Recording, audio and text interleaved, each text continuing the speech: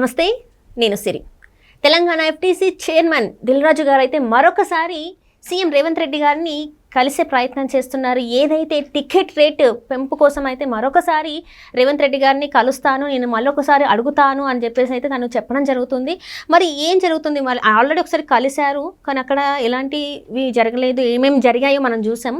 మరొకసారి ఇప్పుడు game changer ఏదైతే సినిమా జాన్ 10th వస్తుందో దానికోసం అయితే టికెట్ ప్రైస్ విషయం గురించి మరొకసారి మాట్లాడతానని అయితే చెప్పడం జరుగుతుంది. సో దీని మీద మరింత సమాచారాన్ని మనకు అందజేయడానికి మనతో పాటు ఉన్నారు ప్రముఖ సీనియర్ జర్నలిస్ట్ యజ్ఞమూర్తి గారు.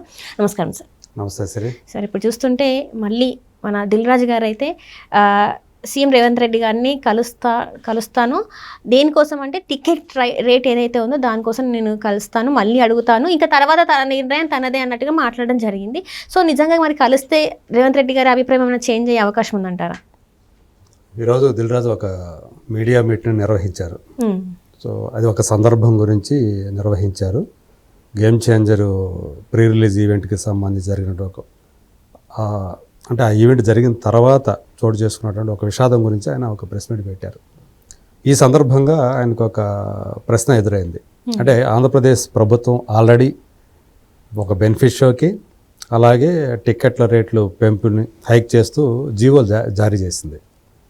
దాని ప్రకారం ఏంటంటే 10వ తేదీ అర్ధరాత్రి 1 గంటకి బెనిఫిట్ షో, అది 600 రూపాయల టికెట్, అది అమ్ముకోవచ్చు. సో అది నిర్మాతకి, డిస్ట్రిబ్యూటర్కి, ఎగ్జిబిటర్కి మధ్య వాటాలు, దాని ప్రకారం షేరింగ్ ఉంటుంది. ఆ తర్వాత మొదటి రోజు అంటే 10వ తేదీ బెనిఫిట్ షో కాకుండా రెగ్యులర్ షో 4 షోలు కాకుండా ఇంకొక 2 షోలకు అనుమతులు ఇచ్చింది. అంటే మొదటి రోజు 7 షోలు పడబోతున్నాయి. So benefit show ticket rate మనం చెప్పాం కదా 600 రూపాయలని. మిగతా షోలు ఏవైతే ఉన్నాయో వాటన్నిటికి కూడా అంటే ఆ రోజు నుంచి మళ్ళీ 14వ రోజు వరకు, మొదటి రోజు నుంచి 14వ రోజు వరకు కూడా టికెట్ రేట్లు మల్టీప్లెక్స్లో 175 రూపాయలు, రెగ్యులర్గా ఉన్న దానికంటే కూడా. ఇప్పుడు అక్కడ 175 రూపాయలు టికెట్ ఉందనుకోండి, 100% పెంచింది, అంటే 350 రూపాయలు అవుతుంది. అట్లాగే మల్టీప్లెక్స్లు అది కూడా 100% పెంచింది, అంటే 135 రూపీస్ చేసింది. 135, 270 జిఎస్టీ అదనం వాటికి, ఇంక్లూడింగ్ జిఎస్టీ అనుకుంటా, మేబీ ఇంక్లూడింగ్ జిఎస్టీ అనుకుంటా. సో ఇది అక్కడ. కాకపోతే మొదటి రోజు నేను చెప్పినట్టు బెనిఫిట్ షో కాకుండా 6 షోలు పడతాయి. 2వ రోజు నుంచి 14వ రోజు వరకు కూడా 5 షోలు వేసుకోవచ్చు, అంటే ఒక షో ఎక్స్ట్రా వేసుకోవచ్చు అనమాట. మిగతా రోజులన్నీ కూడా వెరీ ఫస్ట్ డే మాత్రం 2 షోస్ ఎక్స్ట్రా ప్లస్ మళ్ళీ బెనిఫిట్ షో, అంటే మొత్తం 7 షోస్ మొదటి రోజు. ఇది వాళ్ళు ఇచ్చినటువంటి జీవో. వాళ్ళు చాలా తెలివిగా ఏం చేశాడంటే ఇక్కడ దిల్రాజు ఏపీ గవర్నమెంట్ నుంచి చాలా ముందుగానే, అంటే సినిమా రిలీజ్కి సరిగ్గా వారం రోజులు, అంటే 4వ తేదీ కల్లా, 10వ తేదీ అదైతే 4వ తేదీకి జీవో తెప్పించుకున్నాడు. యాక్చువల్గా సినిమా రిలీజ్కి 10వ తేదీ రిలీజ్ అయితే 8వ తేదీనో ఈవెన్ ఒకరోజు ముందుగానో మాత్రమే ఆ జీవోలు రిలీజ్ అవుతాయి సాధారణంగా. లేదు ఒక 3 రోజులు ముందు అనుకోవచ్చు. అంతా 6 రోజులు, వారం రోజుల ముందు అవి చేయటం వల్ల ఆంధ్రప్రదేశ్ ప్రభుత్వం చేసింది, తెలంగాణ ప్రభుత్వం కూడా చేస్తే బాగుంటుంది అనే ఒక్క ఫీలర్ని బయటకు వదిలినట్టయింది. ఇప్పుడు బాల్ తెలంగాణ కోర్టులో ఉంది. రేవంత్ రెడ్డి ఏం చెప్పాడు అసెంబ్లీలో, మేము ప్రభుత్వానికి, తెలుగు సినిమా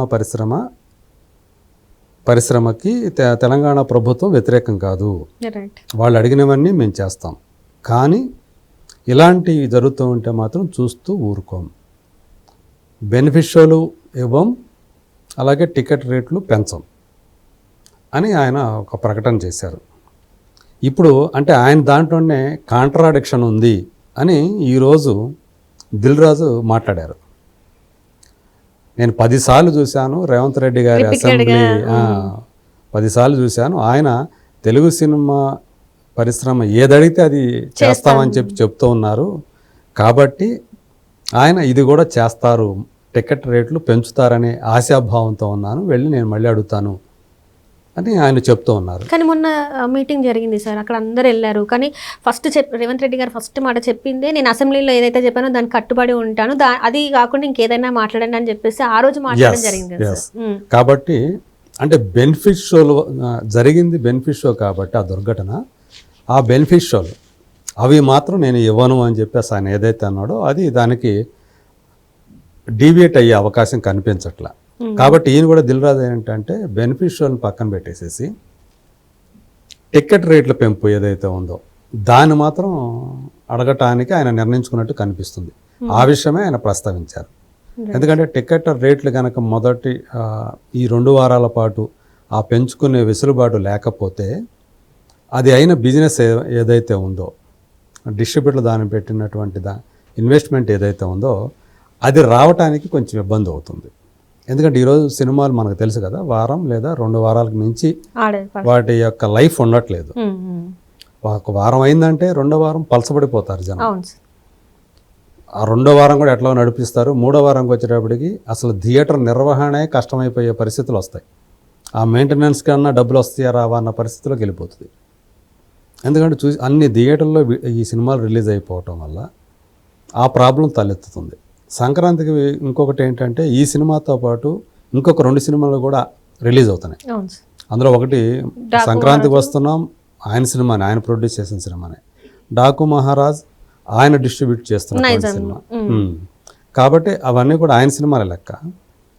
ఈ ప్రాబ్లం ఉంది. కాబట్టి వీలైనంత డబ్బులు దండుకోవాలంటే ఈ 14 రోజుల పాటు రిలీజ్ అయిన 14 రోజుల పాటు టికెట్ రేట్లు ఇప్పుడు ఉన్న దానికంటే పెంచుకుంటే ఆ మేరకు ఎంతో కొంత ఒకవేళ సినిమాకి నష్టమే వచ్చిందనుకో ఆ నష్టం తక్కువగా నష్టం అవుతుంది. టికెట్ రేట్లు మామూలుగా ఉంటే ఒక రకంగా ఉంటుంది, ఎక్కువ పెంచితే ఆ మేరకు నష్టం తగ్గుతుంది అనే భావన ఈ పెద్ద ప్రొడ్యూసర్ అందరిలో కూడా ఉంది. ఎందుకంటే వాళ్ళకి తెలుసు ప్రాక్టికల్గా. మొదట్లో ఎక్కువ ఉంది ఈ చూసేది వారం రోజుల పాటు ఎక్కువగా సినిమా చూడాలని ఇంక్లినేషన్ ఎవరికి ఎక్కువగా ఉంటుంది, అభిమానుల్లో ఎక్కువగా ఉంటుంది. సో వాళ్ళే వస్తారు కాబట్టి వాళ్ళు పెట్టడానికి ఇష్టపడతారు.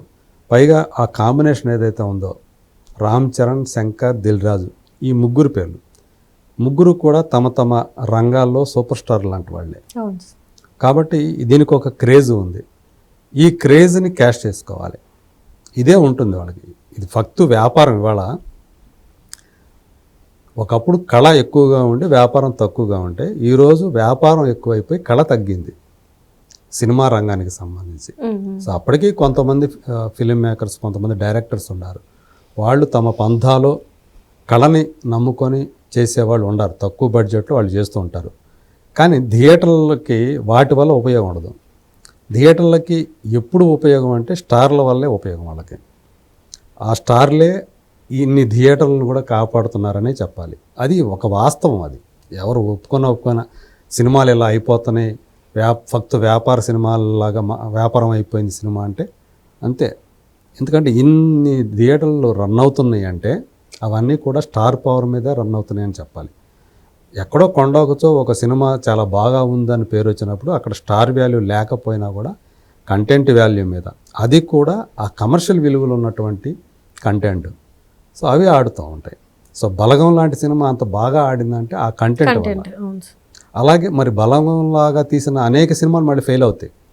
సో ఆ జనాలకి అది పట్టింది. అక్కడ తాము ఏదైతే నిత్య జీవితంలో చూస్తామో, తమ జీవితాల్లో ఏవైతే మృగ్యమైపోతున్నాయి అంటే తక్కువైపోతున్న విలువలు ఏవైతే ఉన్నాయో అవి మనకి సినిమాల్లో కనిపించినప్పుడు మనం కనెక్ట్ అవుతాం. అలా బలగం అనే సినిమా పెద్ద విజయం సాధించింది. అలాంటి కొన్ని ఎక్సెప్షన్స్ ఉంటాయి. సో ఓవరాల్ చూసినప్పుడు ఈ కమర్షియల్, అందుకనే వీలైనంత ఎక్కువగా మనం డబ్బు రావాలి అంటే ఇనిషియల్గానే 1 వీక్లో ఈ టికెట్ రేట్లు పెంచుకోవాలి, లేకపోతే కష్టమైపోతుంది. ఆ రికార్డులో ఉండవు. ఒక పక్క ఏమో ఫ్యాన్స్ నుంచి విపరీతమైన ఒత్తిడి ఉంటుంది ప్రొడ్యూసర్ల మీద, డైరెక్టర్ల మీద, హీరో కంటే కూడా. సో అందుకని ఆ హీరో ఇమేజ్ని కాపాడాలంటే, ఆ హీరో ఇమేజ్కి తగ్గట్టు కలెక్షన్స్ రావాలంటే కొన్ని పెట్టుకుంటారనమాట. అందులో థియేటర్ల ఎక్కువగా స్క్రీన్స్ వేయటం ఒకటి, టికెట్ల రేటు పెంపు ఒకటి. సో అది ఇప్పుడు బెనిఫిట్ షో వేస్తారు. ఆంధ్రాలో 600 రూపాయలు పెట్టారు. అక్కడ ఒక సపోజ్ 1000 థియేటర్లు అనుకుందాం. 1000 థియేటర్లో నీకు బెనిఫిట్ షోలు పడితే 600 రూపాయలు టికెట్ ఎంత వస్తుంది చూడండి దాని మీద. అంటే మిగతా షోలకి ఒక షోకు వచ్చేది దీనికి 2 షోలకు వచ్చే అమౌంట్ ఇక్కడ ఒక షోకి వచ్చేస్తుంది. అక్కడ 300 అనుకుంటే ఇక్కడ 600 కదా టికెట్. సో ఎంత డబుల్ వచ్చేస్తుంది కదా, ఫుల్స్ అయిపోతాయి, డబుల్ వచ్చేస్తాయి. ఇది లెక్క అనమాట. బిజినెస్ అంటే నిజానికి 7 షోలే కానీ 8 షోలు పడుతున్నట్టు పడుతున్నట్టు లెక్క, రైట్. డబుల్ అవటం వల్ల. ఇది ఇలాంటి ఈక్వేషన్స్తోని వీళ్ళు ముందుకెళ్తున్నారు. Right sir. అందుకని తెలంగాణ ప్రభుత్వం కూడా రేవంత్ రెడ్డి గారు దీన్ని దృష్టిలో పెట్టుకొని టికెట్ రేటు పెంచే అవకాశం ఉందని నేను భావిస్తున్నాను, ఆశాభావంతో వెళ్ళి అడుగుతానని చెప్పేసి దిల్ రాజు అంటంలో ఆంతర్యం ఇదే. Right sir, right. Thank you so much sir. Thank you.